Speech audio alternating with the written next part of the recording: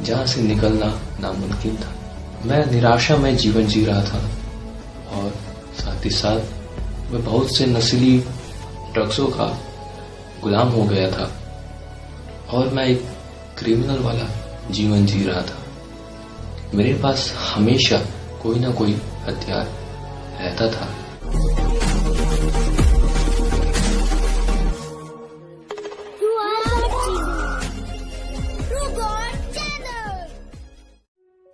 आप सभी को हमारे प्यारे प्रभु यीशु मसीह के मधुर और पाक नाम से मैं जय मसीह की करता हूँ। मेरा नाम शरण तिर्की है। मैं 22 साल का हूँ और मैं एक मसीही परिवार से आता हूँ।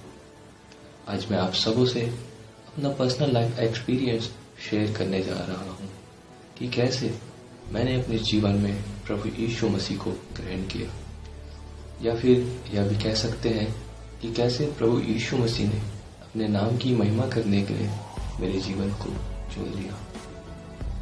मेरा नया जन्म तब हुआ जब मैं अपने जीवन के उस समय में था जहां मैं एक ऐसी दलदल में फंसा हुआ था जहां से निकलना नामुमकिन था। मैं निराशा में जीवन जी रहा था और साथ ही साथ मैं बहुत से नस्ली ड्रग्सों का गुलाम हो गया था और मैं एक क्रिमिनल वाला जीवन जी रहा था। मेरे पास हमेशा कोई ना कोई हथियार रहता था और मैं इस सोसाइटी के लिए एक बहुत बड़ा खतरा बन गया था और मैं अपने जीवन से थक चुका था।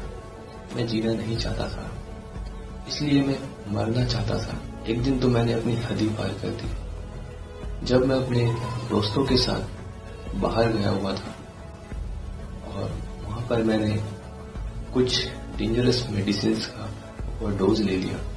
फिर जब मैं घर आया तो मेरे परिवार वालों को मेरे बैग से कुछ मेडिसिन मिल गए। वह समय था मेरे जीवन का पहला टर्निंग पॉइंट, जब मेरे घर वालों को मेरे बारे में पता चला और मेरे घर वाले ऐसे टूट गए थे कि मैं कभी भी उनको इस हालत में देखना नहीं चाहता था। और वे लोग निरंतर प्रभु यीशु से प्रार्थना करते रहते थे कि मैं सुधर जाऊं, और एक दिन प्रभु ने उनकी प्रार्थना सुन ली। मेरे दिमाग में हमेशा वही मेरी फैमिली की टूटी हुई इमेज नजर आती थी, जिसकी वजह से मैं बहुत परेशान हो गया था और मैंने डिसाइड कर लिया कि मैं अब और अपने फैमिली को इस दशा में नहीं देख सकता। और मैंने उन तमाम चीज़ों का जो मैं सेवन करता था सबको अपने जीवन से त्याग दिया। फिर कुछ दिनों बाद मेरी मुलाकात एक बहुत बड़े दल के एक मेंबर से हुई, जो मुझे कन्विंस कर रहा था कि भाई अब जिस धर्म को मानते हो अब उसको छोड़ दो, क्योंकि वह विदेशी धर्म है। और वह मेरे धर्म के बारे में बहुत कुछ भला बुरा कहा, लेकिन अंत में मैंने उससे एक ही बात कहा, भाई अगर आप मेरी जान भी ले लोगे तो भी मैं अपने खुदा का इनकार नहीं करूंगा।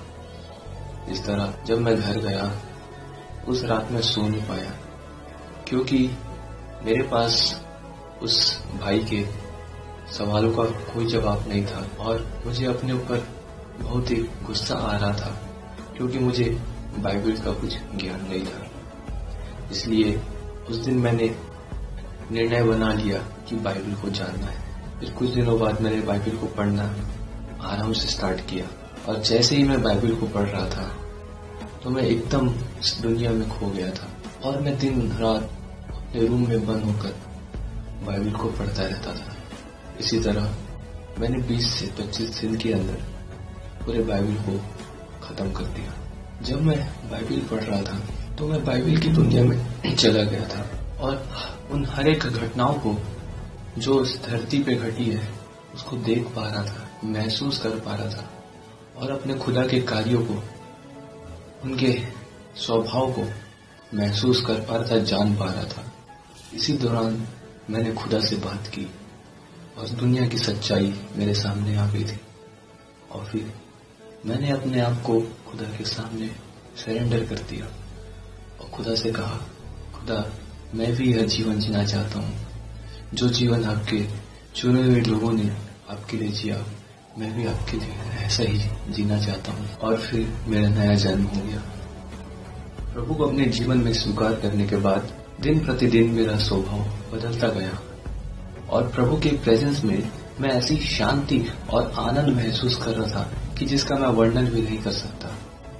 इस दुनिया को देखने का मेरा नजरिया ही बदल गया और हर एक इंसान, चाहे वह अच्छा या बुरा हो, हर एक के प्रति मेरे हृदय में प्रेम बढ़ गया, क्योंकि हर एक मनुष्य परमेश्वर के हाथों के द्वारा बनाया गया है। तो फिर हम कैसे परमेश्वर की रचना से नफरत कर सकते हैं? एक दिन जब मैं अपने दोस्त के साथ नदी में नहाने गया हुआ था, तभी वहां 5 लोगों का एक ग्रुप पिकनिक मनाने आया। उसमें से एक भाई को स्विमिंग नहीं आती थी और वह गहरे पानी में डूबने लग गया और जो उसके साथ में जो उसके 3 भाई थे वे भी उसको बचा नहीं पा रहे थे। फिर मैं भी उसको बचाने के लिए चला गया। जैसे ही मैं उसको बचाने गया, उसने मुझे ऐसा जकड़ लिया कि मैं भी डूबने लग गया और इस तरह मेरा ऐसा हालत हो गया था कि मेरा खुद का बचना मुश्किल हो गया था। फिर मैं जैसे तैसे करके अपने आप को नदी के किनारे लेके गया और मैंने मुश्किल से 5 सेकंड सांस लिया होगा। तभी मेरे अंदर से आवाज आई, अब क्या हुआ? तू तो बोलता था दूसरों की जान बचाने के लिए अपनी जान भी दे दूंगा, तो अब क्या हुआ? फिर मैंने डिसीजन बना लिया कि आज मैं चाहे मर भी जाऊं, लेकिन उस भाई को बचा के ही तरूंगा। और मैं तुरंत पानी में कूद गया और जाके उस भाई का कमर पकड़ा और उसको पानी के ऊपर उठा दिया ताकि वह भाई कुछ सेकंड के लिए भी सांस ले सके। इस तरह मैं खुद पानी के अंदर चलते चलते उसी पोजीशन में भाई को बाहर ले आया और भाई की जान बचा पाया। जब भाई बाहर आया तो भाई मुझसे एक ही बात कहा, मेरे भाइयों ने तो मेरा साथ छोड़ दिया था, लेकिन आप एक अनजान होके मेरा साथ नहीं छोड़े। आपने मुझे नया जीवन दिया है, मैं आपका एहसान जिंदगी भर नहीं भूलूंगा। इस तरह परमेश्वर ने मेरे जीवन का उपयोग किया। और फिर कुछ दिनों बाद जब मैं इवनिंग वॉक के लिए घूमने गया, तभी मेरी मुलाकात एक भाई से होती है जिसका एक पैर नहीं है और वह अपने वॉकर के सहारे चलता है। जब मैंने उसे देखा तो फिर मैंने उससे दोस्ती करना चाही और जाके उससे दोस्ती की और मैंने उससे पूछा, भाई ये आपके साथ कैसे हुआ? और उस भाई ने अपनी कहानी बताई कि जब वह अपने घर जा रहा था और वह ट्रेन के दरवाजे में बैठा हुआ था, तभी अचानक से सामने से एक और ट्रेन आती है। जब वह भाई खड़ा होता है तो फिसल के गिर जाता है और दोनों ट्रेनों के बीच में आ जाता है।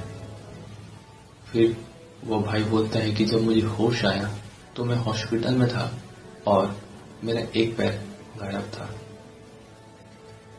उस भाई की दशा को देख के मैं बहुत ही दुखी हो गया था और घर आकर प्रभु से प्रार्थना करने लगा कि प्रभु मेरी सहायता करे कि मैं उस भाई को उसकी मदद कर सकूं और उस भाई को 2 पांव में चलते हुए देख सकूं।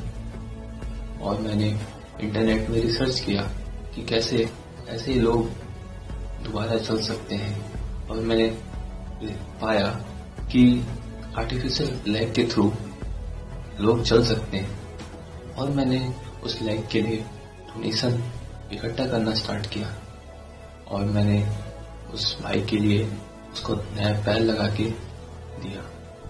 इस तरह और भाई चलने लग गया। प्रभु का मैं धन्यवाद करता हूँ कि प्रभु मेरे जीवन का इस्तेमाल इस तरह करते हैं कि जिसका वर्णन भी नहीं कर सकता मैं। मेरा पुराना जीवन और ये जीवन में जमीन आसमान का फर्क है। इस तरह प्रभु ने मेरे जीवन का और भी बहुत सी जगहों में इस्तेमाल किया। फिर मैंने प्रभु के वचनों का गहराई से अध्ययन करने का निर्णय बनाया। आशा करता हूँ कि आने वाले दिनों में प्रभु के लिए बहुत से इस्तेमाल हो। मैं अपनी गवाही के द्वारा आप सबको इनकरेज करना चाहता हूँ कि अपने बाइबल को जानो, खुदा से प्रेम करो और अपने जीवन को प्रभु के हाथ में सौंप दो। मैं आशा करता हूँ कि आप सब इस वीडियो के द्वारा आशीषित हुए होंगे। आप सभी को जय मसीह।